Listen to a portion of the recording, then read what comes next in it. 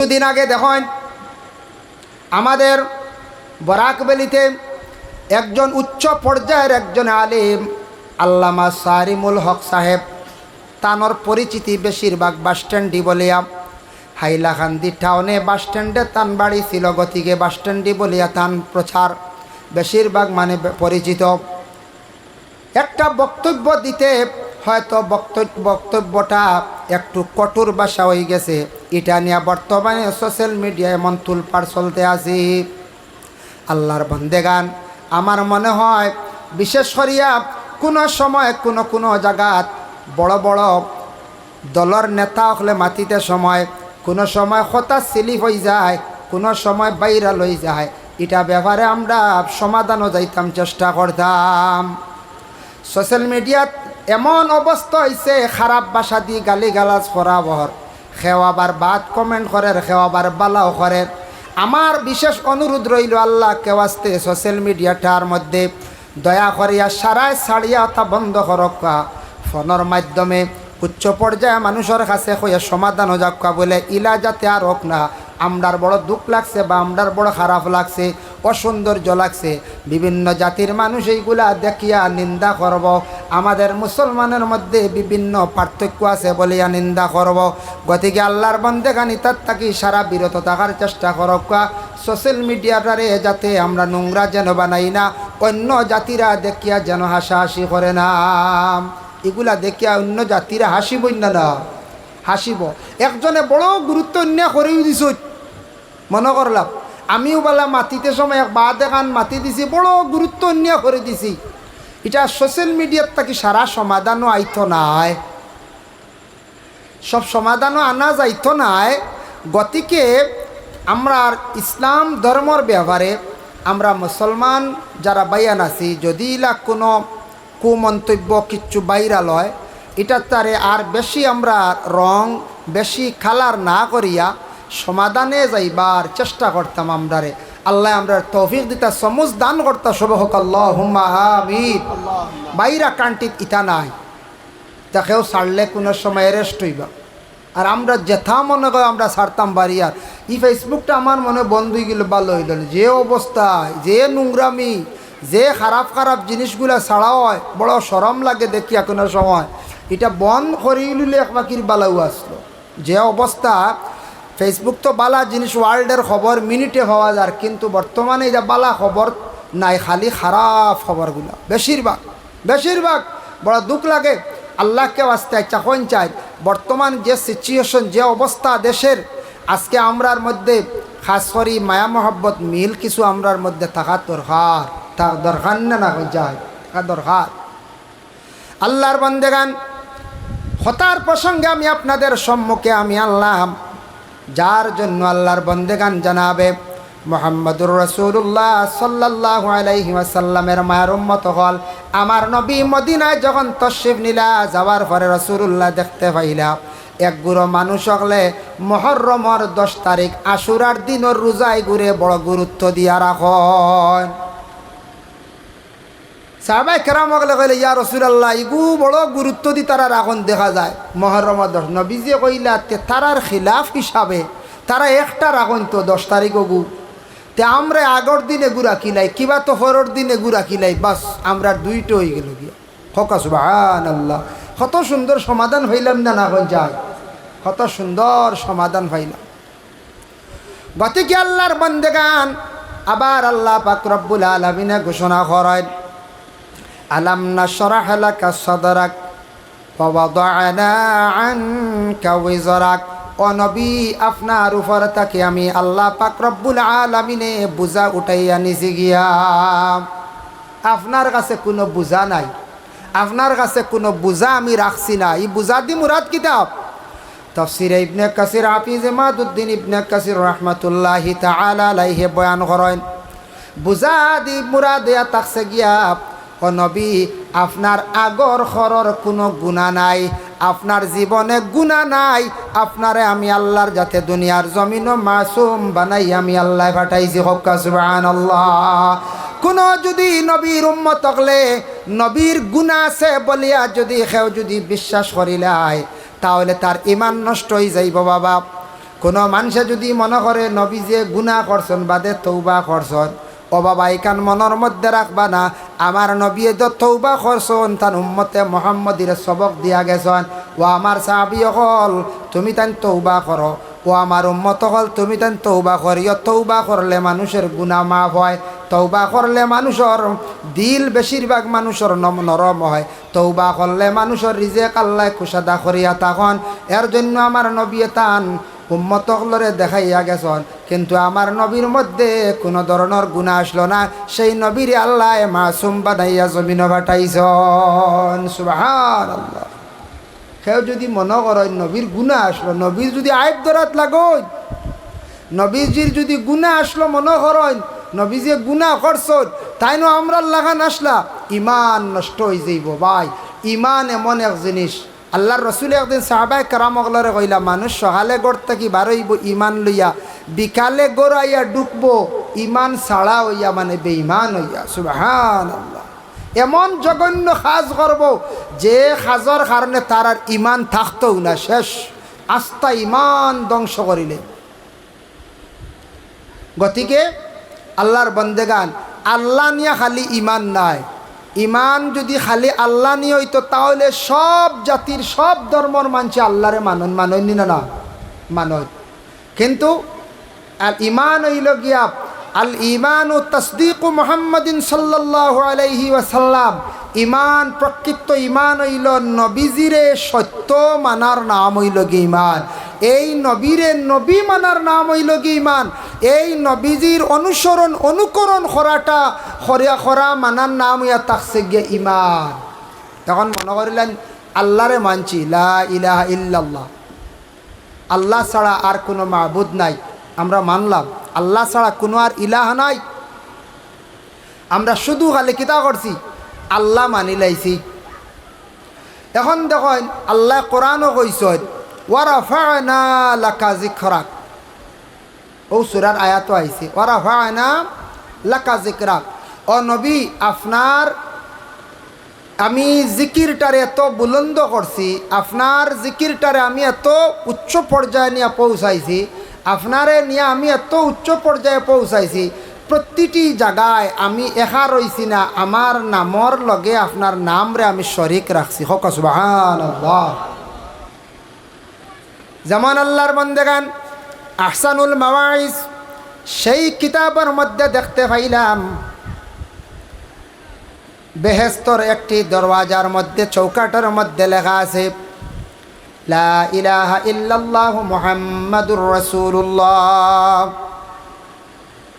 এটা খে দেখছেন, খে বর্ণনা করছেন, বলে হযরতে আদম আলাইহিস সালাতু ওয়াস সালামে যখন আদম আলাইহিস সালাতু ওয়াস সালাম রে আল্লাহ সৃষ্টি করলাম, সৃষ্টি করার পরে আদম রে যেই সময় বেহেশতের মধ্যে রাখা হইল, ওই আদম আলাইহিস সালাতু ওয়াস সালামে দেখিয়া হইলা, রে আল্লাহ আপনার নাম দেখি আর বড় সুন্দর নাম, আর আপনার নামর লগে আর একটা নাম এনখে কখনো আমার নবী জমিনও তশরিফ আনছেন না। আল্লাহ জানাইলা, ও আদম আমি সর্বশেষে একজন নবী দান কর্ম, এই সর্বশ্রেষ্ঠ নবী হইবা, সেই নবীর উপরে সব নবী হলে ইমান আনবা, এই নবীরে সারাই নবী হিসাবে মানিয়া নিবা, এই নবী সর্বশেষে আমি দুনিয়ার জমিনও পাঠাইম, তাই আমার নামর সঙ্গে আমার নাম এই নবীর নামটা আমি মিলাইয়া রাখলাম। সুবহানাল্লাহ। তাফসিরে ইবনে কাসির হাফিজ ইমাদুদ্দিন ইবনে কাসির রাহমাতুল্লাহি তাআলা আলাইহি ওয়া রাফা'না লাকা যিকরাক, এই আয়াতের ব্যাখ্যা দেখছি লেখছেন, নবী আপনার নাম অতটুক আল্লাহ বুলন্দ করছেন। আল্লাহর জাতর এবাদতের মধ্যে সবচাইতে শ্রেষ্ঠতম এবাদত হইল গিয়া নমাজ। এই নমাজের মধ্যে যদি কেউ নবীর নাম লয় না, ই এবাদত আল্লাহ কবুল করেন না। সুবহানাল্লাহ। কোন যায় নমাজও যদি নবীজির নাম আইব, এটা ছাড়ি দেন যদি কেউ কোন না, এটা নবী বুঝি না, আল্লাহ মেইন, হ্যাঁ আল্লাহ মেইন। তে আচ্ছা দেখি চাইন ইলা খেয়েও নমাজ যদি পড়িতে পারবানি, আমার মনে হয় না খেয়েও যদি ইলা পড়ন আল্লাহ ই নমাজ কবুলও করতা নাই। নবীজির নাম আছে, দুরুদ শরীফ আছে, ছাড়িয়া দেখো কোয়া আত্তাহিয়াতুত নবীজির সালাম দেওয়া আছে, ইটা পড়া ওয়াজিব। যদিও না সালাম দিতাম না আর পড়িতাম না, ই নমাজ আল্লাহর কাছে কবুলও নাই। সুবহানাল্লাহি ওয়া বিহামদিহি। ও নবী আপনার নাম কতটুক বুলন্দ করা হইছে, আজানের মধ্যে আপনার নাম আছে, আজানের মধ্যে আপনার নাম আছে। যখন জিবরিল আমিন আলাইহিস সালাতু ওয়াস সালাম আসি আপনার কাছে যখন আজান শুনাইলাম, আশহাদু আন্না মুহাম্মাদার রাসূলুল্লাহ, ও নবী জানিয়া রাখা জিবরাইলে যেই সময় আইছেন, আই আল্লাহু আকবার, আশহাদু আল্লা ইলাহা ইল্লাল্লাহ, আশহাদু আন্না মুহাম্মাদার রাসূলুল্লাহ কইলা, জানিয়া রাখা নবী একটা আজান আল্লাহর কাছে দিতে, আজান দিতে সময় বেশিরভাগ আল্লাহর শান এবং বড়াই জাহির করা হয়, নমাজের দিকে তলকিন দেওয়া হয়, কিন্তু ও আজানের মধ্যে আপনার নাম রাখা হয়েছে, আজানের মধ্যে আপনার নাম রে ছাড়া হয়েছে না। সুবহানাল্লাহ। যার জন্য আল্লাহর বান্দাগান আল্লাহ পাক রব্বুল আলামিনে আমার নবী মুহাম্মদুর রাসূলুল্লাহ সাল্লাল্লাহু আলাইহি ওয়াসাল্লামর নাম রে কতটুক জিকির আল্লাহ করছেন, বুলন্দ করছেন। এখন দেখুন একটা প্রশ্ন আসে, আমরা নবী মুহাম্মদ সাল্লাল্লাহু আলাইহি সাল্লামর গুণগান শুনি আর আমরা দেখছি না, পাইছি না, এই নবীর উপরে আমরা ঈমান আনছি না? না আনছি। আমরা দিল বিশ্বাস নবীজি যে জায়গাত মদিনা শুয়ে আছেন, কিতাবও লেখা আছে কলবুল আরদ, জমিনর মেইন কলব, আমরার জেলা দিল আসল ওলা জমিনর এক জায়গা আসল কলব হইল গিয়া ও মদিনাত নবীজি যে জায়গা শুয়ে আসন ও জায়গায় কান দেখা হয়েছে কলবুল আরদ, জমিনর কলব, ও জায়গাত আল্লাহর রসুল ডে রাখা হয়েছে, ও জায়গাত রাখা হয়েছে। দেখ বিশেষ করিয়া রসুলুল্লাহর নাতি ইমাম হাসান রাদিয়াল্লাহু তাআলা আনহু, হুসাইন না বড় ভাই হাসান, হাসান তাইন ওসিয়ত করিয়া গেলা একদিন, একবার আমারে দুশ্মনী চক্রান্ত করিয়া দুশ্মনী করিয়া আমারে জহর খাবানি হয়েছে, আমি বাঁচিছি, আল্লাহ আমার হায়াত রাখছন, জানি না কোন দিন আমি মৃত্যুবরণ করব, তবে আমার একটা ওসিয়ত হইল আমি মারা যাওয়ার পরে আমার কি করিও বলে আল্লাহর রসুলের হুজরা মুবারকর পাশে আমারে তুমি দেন জাগা খান্তা দিও। রসুল্লাহর হুজরা জায়গা রিয়াজুল জান্নাত নেন, একবার পাশাপাশি নেন অনদিও, আর যদি কেউ বাধা দেন তে দরবারও যাইও না, ফসাদও যাইও না, তুমি তাই আমারে জান্নাতুল বাকিত দফন করে দিও। সে ওসিয়ত করছেন হাসনে। ইমাম হাসান সাহেব যখন ইন্তেকাল হয়ে গেলাম, ইন্তেকালের পরে তখন ওসিয়তর মা তাইলে বলে হাসনের ওসিয়ত আছে নি বলে হা আছে, তানরে রসুল্লাহর হজরা মোবারকর মধ্যে আরও একবারে পাশে জায়গা দেব হইতো তান ওসিয়ত। হাকাব ইবনে মারওয়ান মদিনার গভর্নর আসলো, পাওয়ারফুল খুব বেশি, তার মধ্যে পাওয়ার ছিল, সে হইল না না কখনো না, হাসন দি জায়গার মধ্যে জায়গা দেব হইতো নাই। ও সময় লগে লগে কইলাতে আর ফিতনার দরকার নাই, ইমাম হাসান সাবরে নিয়া জান্নাতুল বাকির মধ্যে নিয়া দফন করলাম। এই জায়গার মধ্যে যখন দফন করাইল বলে এই রসুল্লাহর হুজরা মোবারক করিন রাখার ওসিয়ত খেনে করলা বলে নানার দ্বারো বিশ্ব নবীর দ্বারো নবীজির দ্বারো ফুটিলে ফায়দা আছে। আপনার আর 12 এলাকাত নিশ্চয় 2-3টা কবরস্থান থাকবো না থাকবো।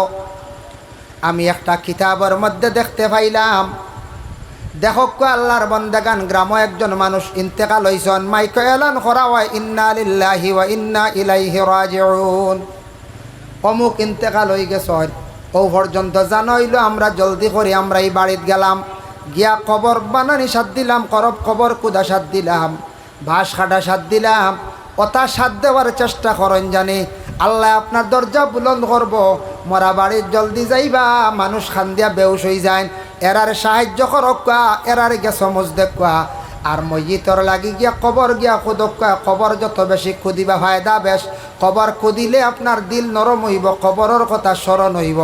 আল্লাহর বন্দেগান আপনার মর্যাদা আল্লাহ জমিন বাড়াইয়া দিবা, মরা বাড়ির জলদি যাওয়ার চেষ্টা করবা, আপনি একদিন মরবা, আপনার বাড়ি তোলা জলদি মানুষ আইবা।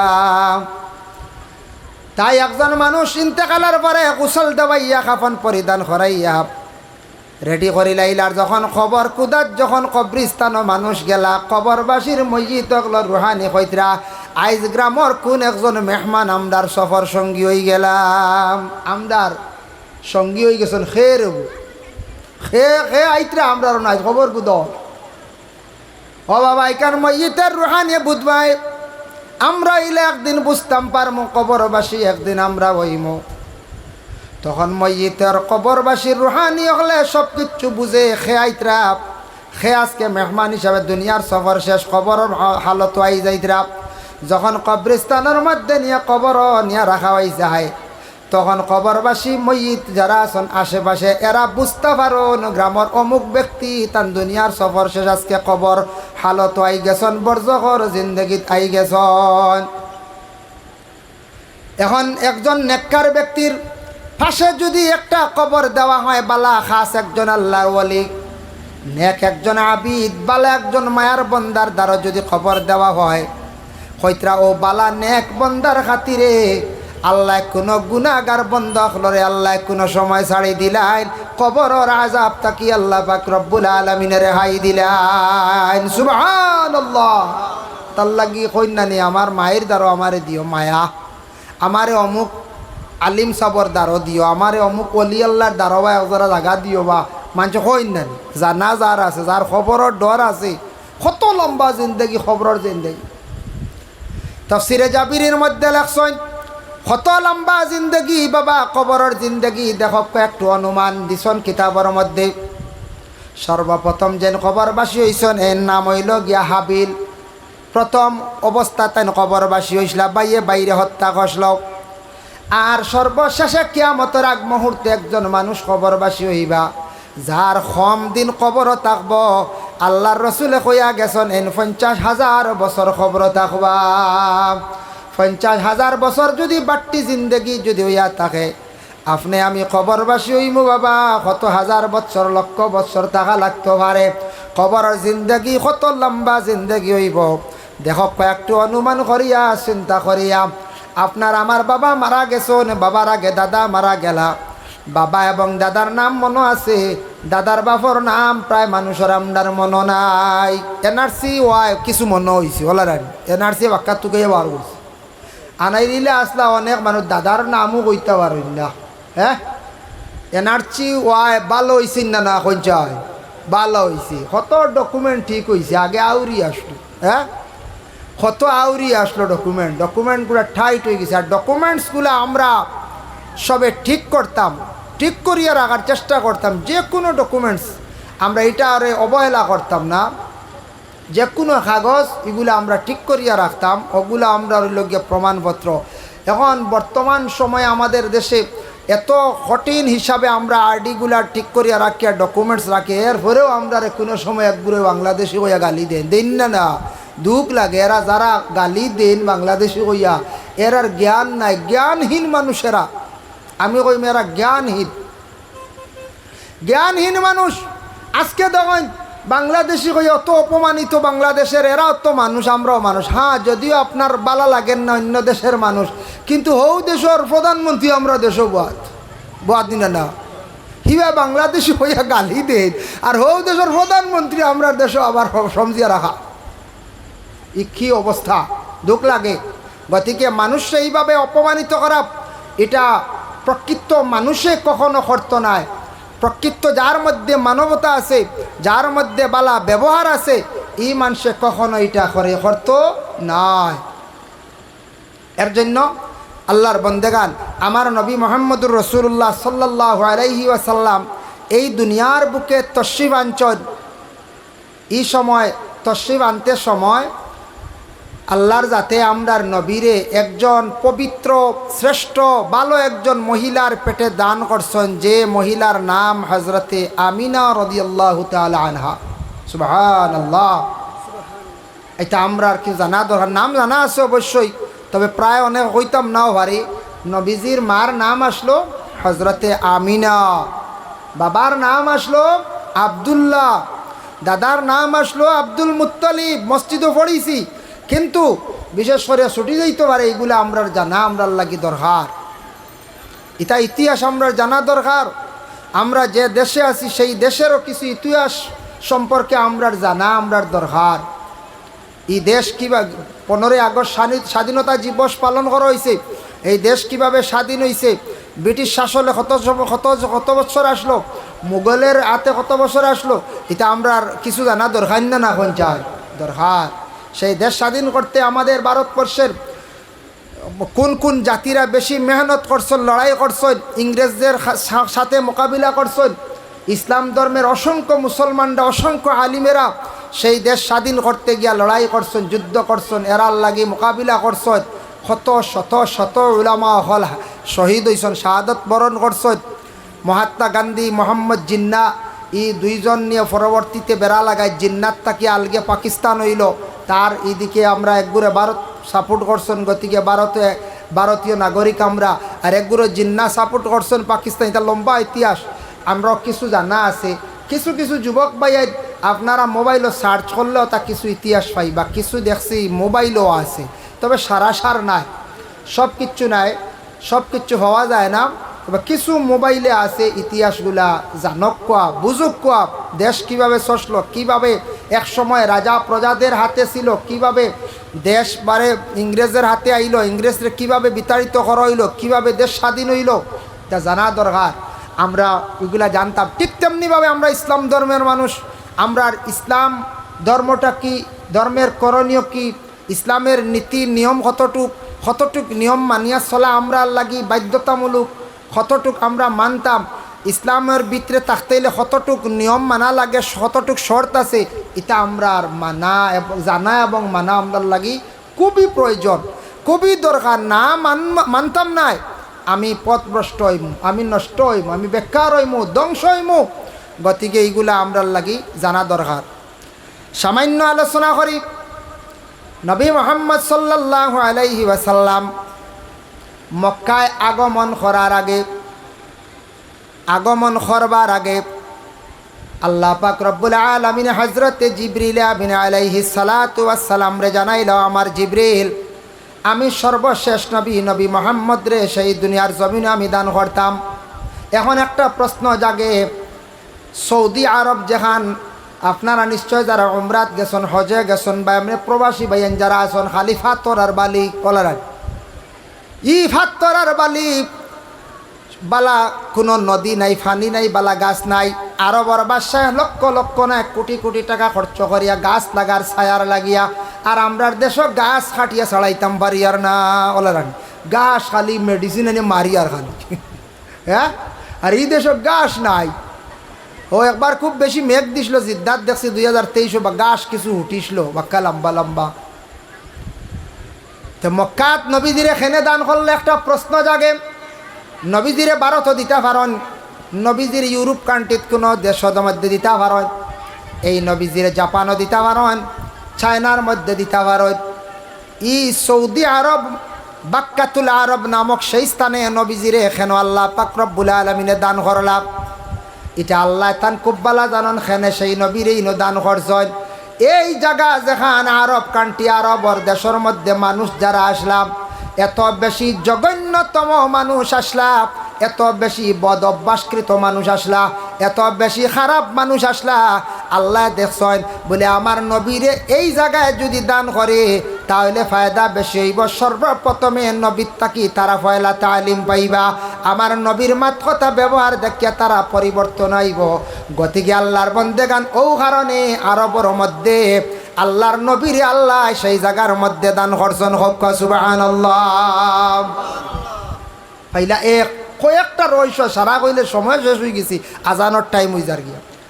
আরও আছে বলেও কারণে দান করছেন আল্লাহ কইতে এই জায়গার মধ্যে আমার কাবা শরীফ, বাইতুল্লাহ শরীফ, আমার ঘর, ই জায়গা আছে আমার একটা পাথর, আসমানি পাথর হইল গে বেহেস্তি পাথর, হজরে আসত।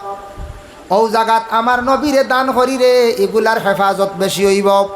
যার কারণে এখনো পর্যন্ত প্রবাসী বায়ান যারা আছেন, আরবের মানুষ বালা, দেখতে সুন্দর, আরবের নারীরা পর্দার হালতে তাকে দেখতে বালা লাগে। এয়ারপোর্টে যান, জিদ্দা এয়ারপোর্টে যান, মদিনা এয়ারপোর্টে যান, মহিলারা যারা আছেন ডিউটি করডা, তারা বুরগা পরনে, মুখে মেকআপ, এমন নোংরা হালতে মহিলাদের, আরবের মহিলাদের দেখা যায় না। অন্যান্য কান্ট্রির মহিলা হল তখন নেঙ্গা হালতে, জিদ্দার বিভিন্ন পার্কে আমি দেখছি, কিন্তু আরবের নারীরা পর্দার হালতে তখন, কিন্তু পুরুষরা তখন জুব্বা লাগাইয়া কিন্তু তাদের মধ্যে এখনো পর্যন্ত আরব দেশের কিছু কিছু আরবিয়ান যারা আছে এদের মধ্যে তো বাদ বুড়া অভ্যাস আছে, প্রথম যুগে ছিল, এখনো পর্যন্ত কিছুদের মধ্যে এখনো পাওয়া যায়। হায় রে আল্লাহ নবীর কারণে তাদের রে সুখ শান্তির জীবন আল্লাহ দান করছেন, খানির কোনো অভাব নাই। তারা যতখান খানি খাইয়া আউরি ফালায়, এটা আমরা কোনো দেশের মানছে ইলা আউরি ফালায় না। ইটা আমরা দেশ ইলা ফালাইলে সারা গরিব হইয়া মরিয়া আল্লাহ নে আল্লাহ বদুয়া দিলে নবীর খাতির ইটা কাড়া আছো। নবীও দেশ যে পরিমাণ খানি অযোধ্যা হলায় নিঃশ্রাপ করছ খরচ, আর যে পরিমাণ তারা ইহুদি দেশের জিনিসকে সাপোর্ট করে ব্যবহার করো, এটা দেখলে অবাক হয়ে যাবা আপনারা। সময় শেষ হয়ে গেছে, শেষ করিলি আর 5 মিনিট আজান হয়ে যাক। মুহতারাম হাজির নে কেরাম, এর জন্য বিশেষ করে আমার নবীর আল্লাহ দান করতে